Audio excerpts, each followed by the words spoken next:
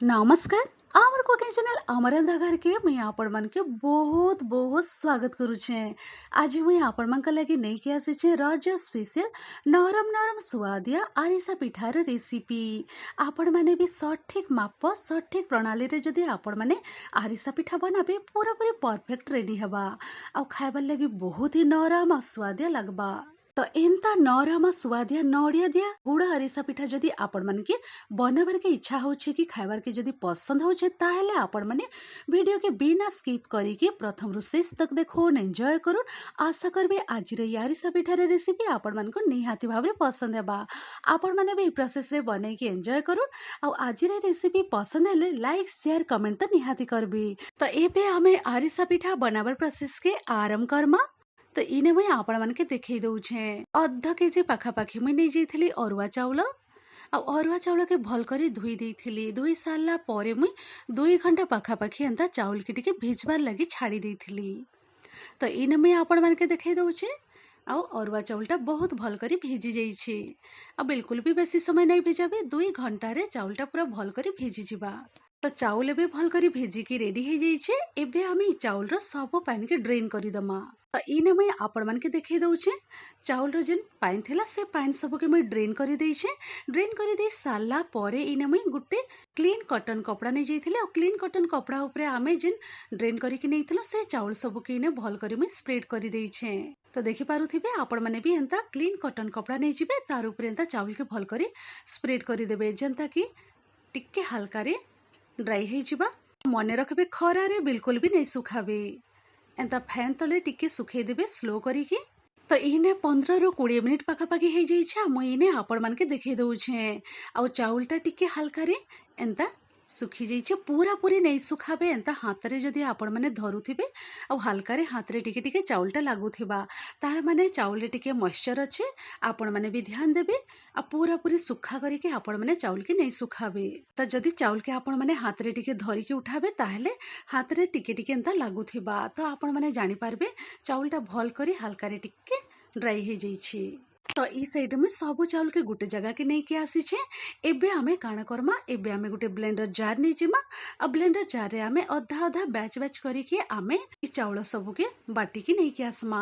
इने देखे दउछ मैं आपण मन के पूरा सुखारे में बाटी की नहीं के आसी छे पूरा प्लेन पाउडर करी के देखि पारुथिबा आपण माने ई प्रोसेस रे सब चाउल सब बाटी की नहीं के आसबी। तो इने मुई चाउल के पूरा पाउडर करी के बाटी की नहीं के आसी छे। तो एबे हमें काना करमा तो इने मुई आपण मन के देखई दउछे एंता बड़ साइज रो गोटे प्लेट नहीं जाइए तार ऊपर एंता चालुणी रखी देइछे। तो चालुन सब एंता चाउल चुना के देके हमें भल करी चलै दमा। तो चालुणी साहाय्य रे भल करी मुई चाउल चुना के चलै देइछे। आ इने जेन एक्स्ट्रा चाउल चुना रो जेन खुदटा बाहरी जिबा बास आपण माने एई खुदटा सब लास्ट रे आपण माने सेकी आउ थरे आपण माने ग्राइंडिंग करी देबे। तापरे आपण माने चालुणी साहाय्य रे चले की यूज करबे। आ जेन लास्ट रे आउ टिके खुद रही जिबा ताके आपण माने साइड करी के रखी देबे। तो इने मुई आपण मन के देखई दउछे सब चाउल चुना रेडी करी के मुई एने चालुणी साहाय्य रे भल करी चले की रेडी करी देइछे। तो आरिसा पिठा लगे चाउल चुना पूरा पूरी रेडी हो जाइए। एबे आमे काना करमा चाउल चुना रो तार मॉइस्चर रहबार लगे आमे एंता भल करी हाथ साहाय्य रे टिके टिके प्रेस करी के एंता सेट करी दमा।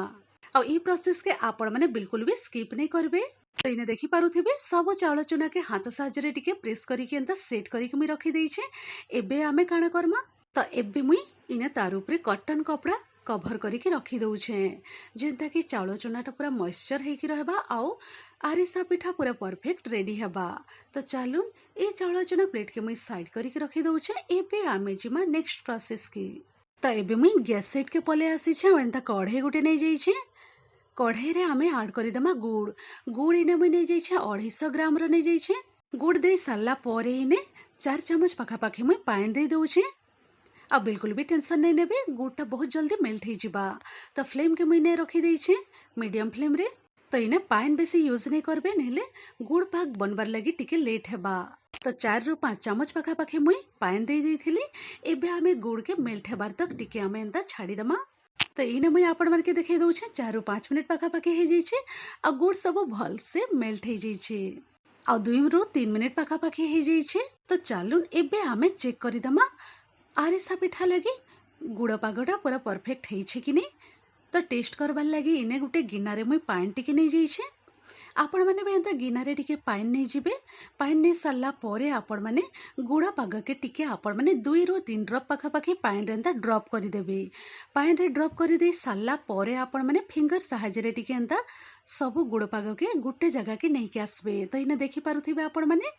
तो इने एंता फिंगर रे नहीं के आसले गोटे बहुत बढ़िया गोटे सेप हो जाउछे। तो देखि पारुथिबे आपण मैंने एंता जेली की चॉकलेट भलिया देखा जाउछे। बस तो एबे रेडी हो जाइछे गुड़ पाग। गुड़ पागटा पूरा पूरी रेडी हो जाइछे आरिसा पिठा लगी। एबे आमे फ्लेम के पूरा लो रे रखीदमा। लो फ्लेम रे रखिकी एबे आमे टेस्ट और बास्ना लगी इने गुजराती गुंड टिके आड करदमा। आ निहाती भाव में आपण मैंने भी आरिसा पिठारे गुजराती गुंड आड करबे। खाइबार लगी बहुत ही बढ़िया लगबा। गुजराती गुंड दे सारा पर इने मुई नड़िया दे दउछे। जेहेतु मुई नड़िया आरिसा पिठा रेडी करूछे तो आपण मैंने भी ई प्रोसेस रे रेडी करबे। खाइबार लगी बहुत ही बढ़िया लगबा। तो नड़िया के इने मुई एंता छोट छोट पीसेस रे काटिकी दे देइछे। तार संगे दे देइछे गोटे कप पाखापाखि नड़िया के ग्रेट करिकी भी दे दउछे। तो इने नड़िया के मुई छोट छोट काटिकी भी दे देइछे आउ ग्रेट करिकी भी दे देइछे। खाइबार लगी बहुत ही बढ़िया लगबा। आपण मैंने भी ई प्रोसेस रे थरे आरिसा पिठा बने कि आपण मैंने टेस्ट करूँ। नड़िया दे सारा पर आमे आउ थरे भल करी मिसई दमा। सबु जिनिस भल से मिसी जाइछे। एबे आमे इने चाउल चूना सब आड करिदमा।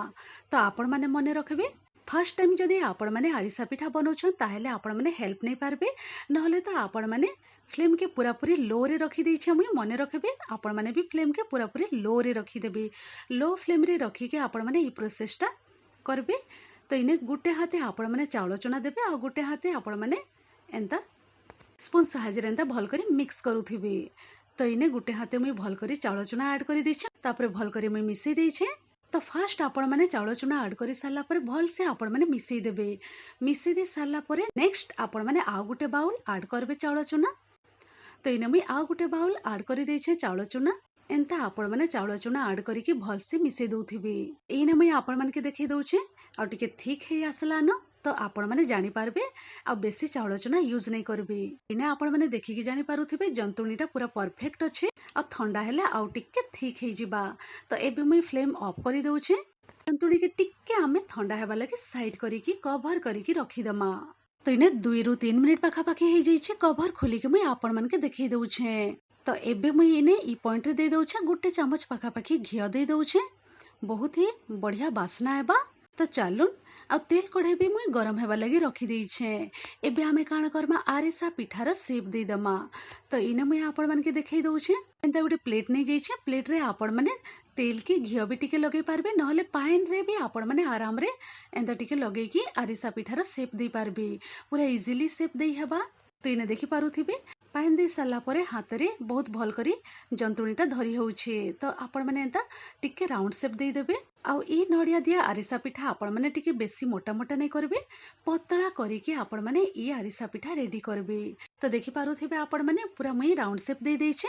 एंता आपण माने पूरा भल करी सेट करी देबे। आ टिके एंता पतला पतला करिके आपण माने ई आरिसा पिठा के रेडी करबे। तो खाइबार लगी बहुत ही बढ़िया लगबा। काहे कि ई आरिसा पिठा रे छोट छोट पीसेस करिके मुई नड़िया भी ऐड करिछे आ ग्रेट करिके भी नड़िया ऐड करी देइछे। तो बहुत ही बढ़िया लगबा। तो चलून इने मुई रेडी करी देइछे गुटे। एबे आमे जिमा गैस साइड की। तो इने तेल कढ़ाई भी पूरा भल करी गरम हे जाइछे। आ भल से आपण माने तेल के भी गरम करबे। गरम हे सारला परे एंता आपण माने केयरफुली डीप करबे तेल रे। आ एंता उल्टा पुल्टा करिकी पूरा गोल्डन ब्राउन हेबार तक आपण माने एंता छानी देबे। पिठा के आपण माने एंता छानला बेले लो टू मीडियम मझिरे रखी देबे। बिल्कुल भी मीडियम फ्लेम की हाई फ्लेम रे नहीं रखबे। लो टू मीडियम मझिरे रखिकी आपण माने पिठा एंता छानबे। तो देखि पारुथिबे इने गुटे पिठा आरिसा पिठा पूरा पूरी रेडी हो जाइछे। बहुत ही सुंदर देखा जाउछे। सेम प्रोसेस रे सब आरिसा पिठा सब आमे रेडी करिदमा। तो इने मुई आपण मानके देखै दउछे सब आरिसा पिठा मुई छानिकी रेडी करी देइछे। आ देखि पारुथिबे आपण माने बहुत ही सुंदर रेडी हेइछे।